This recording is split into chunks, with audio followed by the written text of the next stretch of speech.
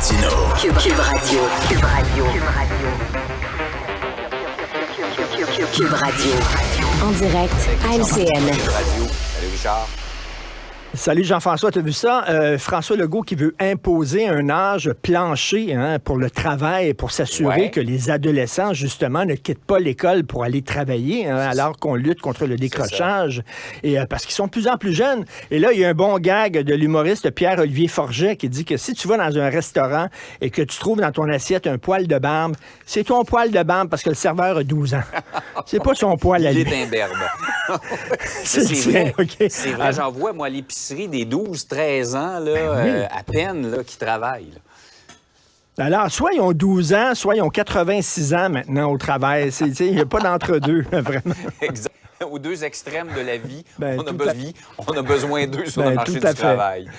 Hey, Richard, un autre exemple de ce qu'on appelle la culture de l'annulation. Le cadre de Joseph Facal a été retiré du mur d'honneur je pense que c'est le cégep Garneau à Québec. Oui, le cégep. C'est quoi cette affaire-là? Le cégep Garneau, alors que des étudiants qui passent là, il y avait la photo d'un ancien grand diplômé, Joseph Facal. Mais c'est quoi l'idée de mettre la photo, Jean-François, d'un ancien ministre péquiste? Il y a des jeunes qui passent là, tu comprends-tu, là? Ils ont 18 ans, puis on les confronte. Là, on dit qu'il y a des propos tenus par Joseph Facal dans ses chroniques qui ont heurté les petits lapins. Ils arrivent, ils ont 18 ans, ils sont tout jeunes, ils arrivent au cégep, puis ils sont confrontés à des gens qui pensent pas comme eux autres.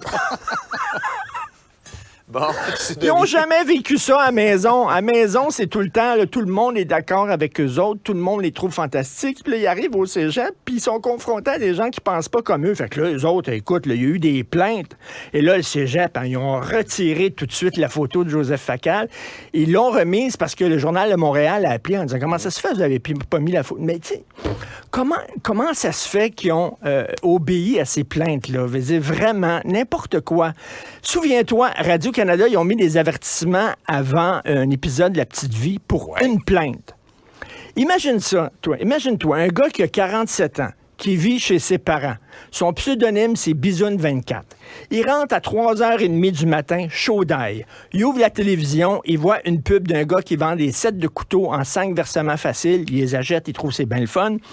Il descend dans le sous-sol et là, il dit « Maudit que j'ai une petite vie. » Ça lui fait penser à La Petite Vie. Et là, il dit « J'ai vu l'autre jour un épisode qui m'a fâché. » Alors, il s'assoit devant son ordinateur, il ferme les 5 sites porno qu'il avait consultés la veille. Il écrit à Radio-Canada pour se plaindre. Et là, Radio-Canada met un avertissement. T'imagines, le Bisoun24, il n'a aucune vie. Il est nobody dans la vie. Il a mis à genoux Radio-Canada. Claude Meunier donne des entrevues, tout ça. Lui, soudainement, il est quelqu'un. Ouais. Penses-tu que Bisoun24 va arrêter? Ben non. Là, il va se plaindre à n'importe qui parce que soudainement, on lui donne un pouvoir. C'est quoi cette affaire-là de se mettre à genoux devant la première plainte venant, là, tu sais? Là, c'est un cégep. Là, ils ont dit, mais finalement, au cégep, c'est bien qu'il y ait des discussions pour qu'on soit confronté à des gens avec qui on n'est pas d'accord. Alors, ils ont remis la photo de Joseph Facal. Hey, moi, je l'ai 2 fois par semaine à Cube Radio. Ouais. On va mettre des avertissements avant ces chroniques. C'est sûr. Écoute, là. Comment on dit ça, Richard? En disant, c'est à écouter avec les doigts dans les oreilles. La vérité, hein? Ben oui, exactement. Puis, comme on dit, ils ne sont grands que parce que nous sommes à genoux. Voilà, il faut le dire. Par ailleurs, Richard, l'Auto-Québec veut vendre maintenant des billets de loterie dans des caisses robotisées. C'est ça. Il y en a de plus en plus de caisses robotisées à cause, entre autres, de la pénurie de main-d'œuvre. Si tu veux pas attendre pour aller voir la petite madame à la caisse, tu vas là à la caisse robotisée. Puis à la fin, quand tu fais tes achats, tu finis tes achats, ils te demandent, ça te tente-tu de donner un petit 2 piastres pour une cause, puis tout ça. Là, l'Auto-Québec dit, gagnons ça, toi, là. On pourrait demander, ça te tente-tu d'avoir un petit gratteux? À la fin, tu sais, ça te tente-tu d'avoir un petit gratteux? Il y a un gros tirage à soir. Et là, moi, je dis, pourquoi arrêter là? Là, tu dis oui, un gratteux. Après ça, ça serait la SQDC. Un petit joint à soir, c'est vendredi. Ah oui, toi.